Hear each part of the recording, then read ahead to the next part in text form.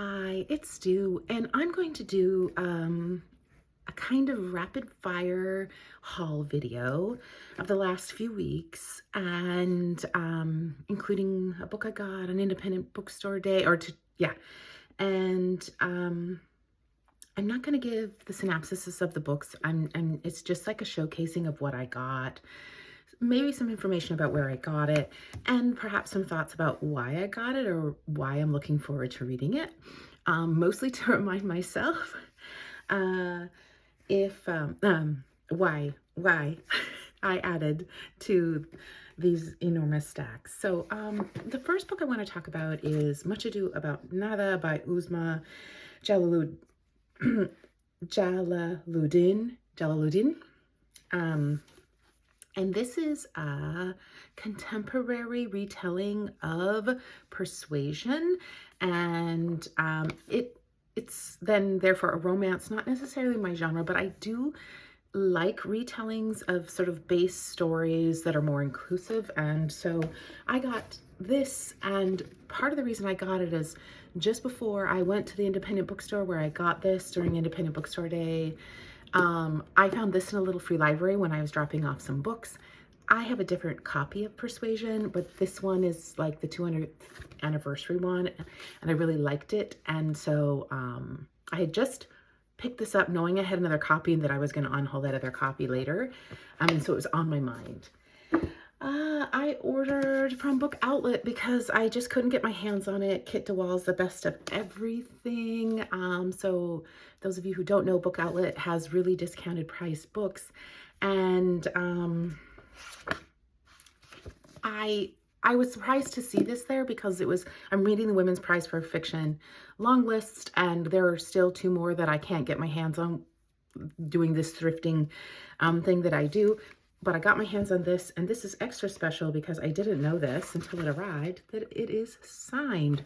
So this is going to get bumped up into the next week or so TBR so that I can wrap up all the reading from the Women's Prize for Fiction long list. Also coming, you have to get your free shipping. So also from Book Outlet, I got Memory Peace by Lisa Ko. I really liked The Leavers. And I knew that if I came across a Memory Peace, I think it was on yes, it is Barack Obama's reading list. I knew that about it, that I would grab this up. I also got Poor Dear by Claire Oshetsky. Compelling cover, and I watched a book reviewer once say enough about it that intrigued me. I got Akwaeke Emezi's Bitter, and I got Raven Leilani's Luster, which is a Women's Prize for Fiction backlist book, and also like maybe multiple prize books.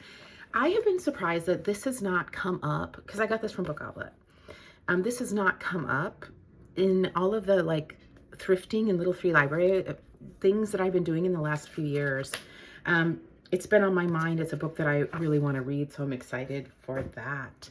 From a little free library in my neighborhood, I got Pearl by Sion Hughes.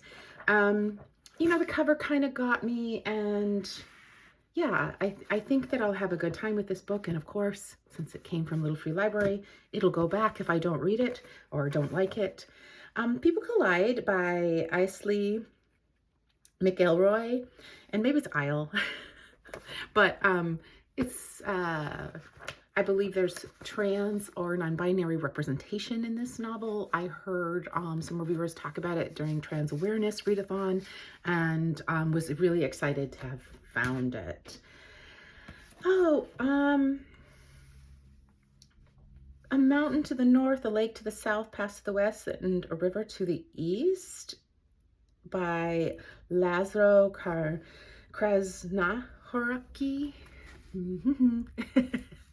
Those multisyllabic last names, I could say them, and then when the pressure comes, I think this is last year's Nobel Prize winner. This book is the International Booker winner, if I'm not mistaken, and I'm really digging novellas right now. So I feel like this, I've never read from this author either, and it is still sort of International Booker time. So this kind of hops onto my TBR, I think. a few weeks back, hauled Patricia Lockwood book that is her most recent one. So I was really excited to find, this was from Book Outlet. No one is talking about this. And it's, you know, can go on my, you know, ongoing pile of possibilities for Women's Prize for Fiction backlisted books.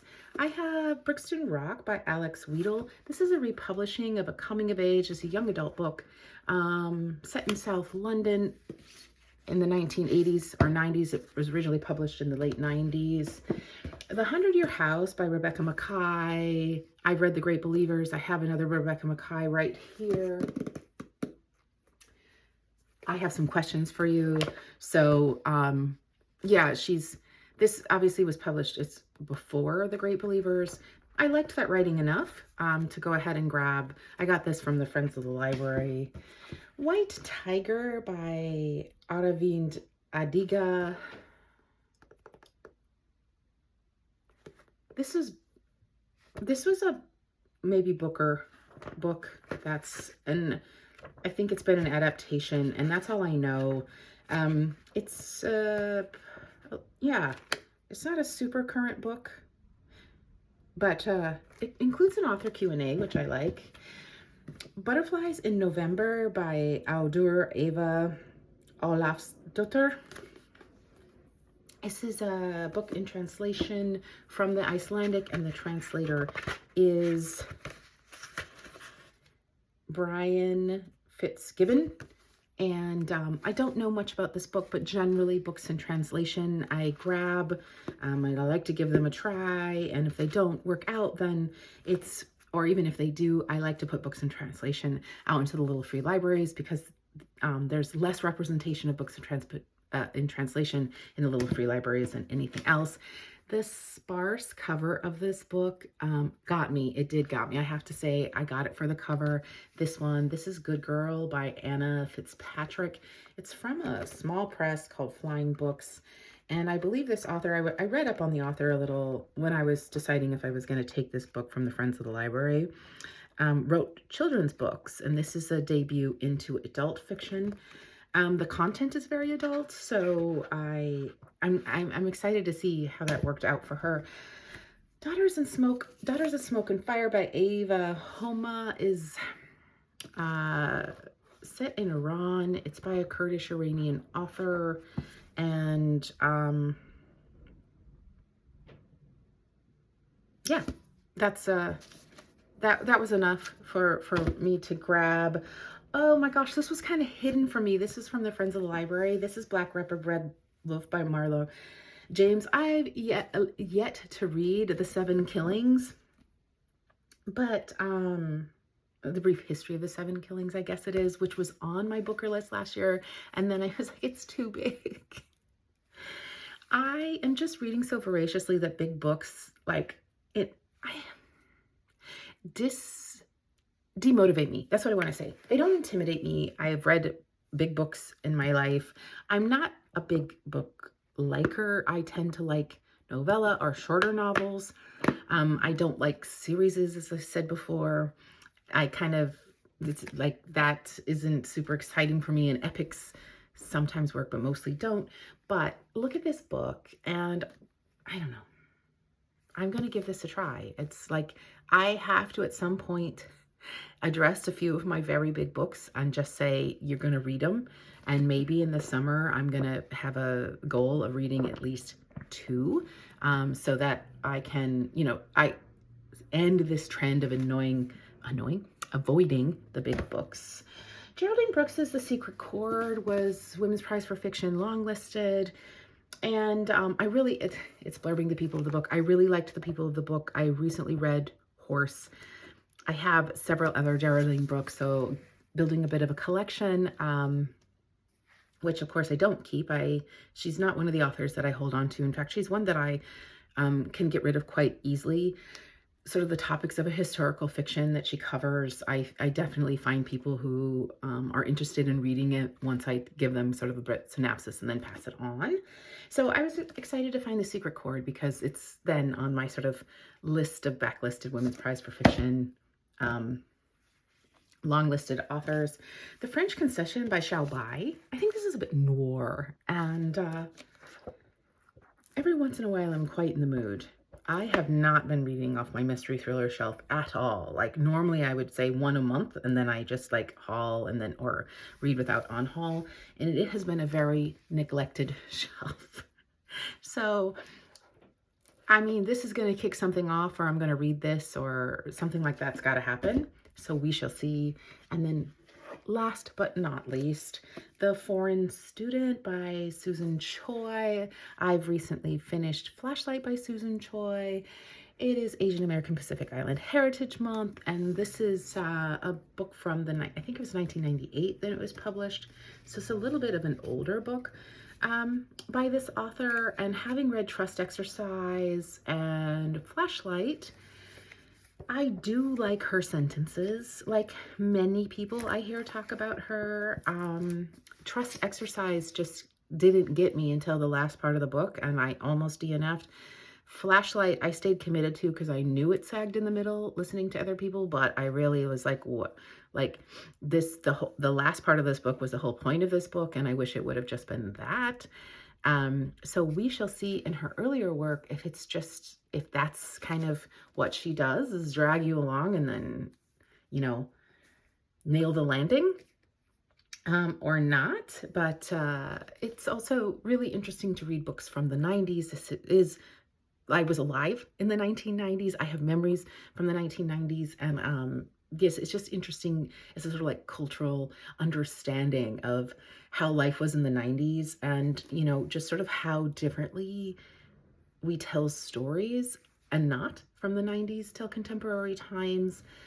So, you know, it's interesting to see if it lasts, if this is a lasting piece of contemporary fiction when I read it from the 90s or not. I did not read this book in the 1990s. Often when I read books from the 90s, it's an author that, at least from an author that I read, you know, in my formative years. But I've only read Susan Choi in the last year. Maybe it's Suzanne. I think it's Suzanne. In any case, this is, I already found the audio for this. I thought since I read with my eyes the other two, giving audio a chance for this author might be fun too. So I found the audio for this, and the truth is I'm likely going to do mostly audio, maybe some hybrid, and likely this is like the third of the book in this pile that's going to be read in this coming month's TBR. So there you go. That's my haul. It's always a ridiculous amount of books. I continue to read a ridiculous amount of books, give away books, every book that I read, some that I don't. And I feel overwhelmed every time. I'm like, okay, where am I going to put these? And then I get really inspired and excited when I redo all my shelves and everything. So that's where I'm at now. I haven't done a haul video in a little while. I'd like to say that's why the stack's so big, but no, I'm just a hauling fiend. So next will be probably a TBR video coming up. Yeah, I'm finishing up the books that I had on TBR for Asian Pacific American Heritage Month. So probably the next video you see by me will be TBR, maybe some more books. I definitely have a pile of possibilities, and I'm hoping to get to some of those, at least commit to them in a TBR for that. So that's probably what's coming next.